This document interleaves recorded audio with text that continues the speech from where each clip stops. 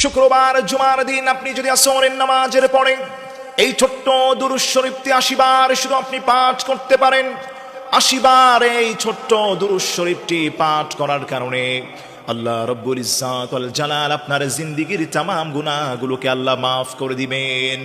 বড় পেরেশানিতে আপনি আছেন, শুক্রবার জুমার দিন আসরের নামাজের পরে কারোর সাথে কথা না বলে এই ছোট্ট দুরূদ শরীফটাকে আপনি ৮০ বার পাঠ করবেন কিবলার দিকে মুখ করে।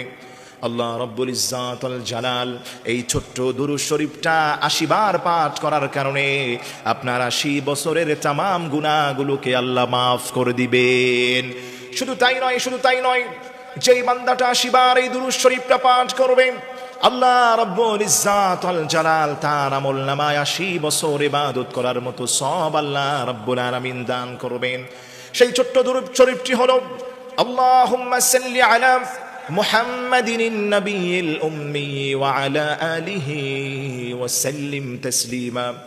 আল্লাহুম্মা সাল্লি আলা মুহাম্মাদিন নবিয়্যিল উম্মি ওয়া আলা আলিহি ওয়া সাল্লিম তাসলিমা।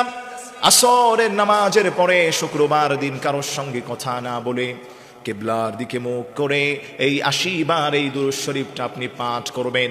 মনের আশাগুলোকে আল্লাহ পূর্ণ করবেন, বিপদ মুসিবত থেকে আল্লাহ আপনারে বাঁচায় দিবেন।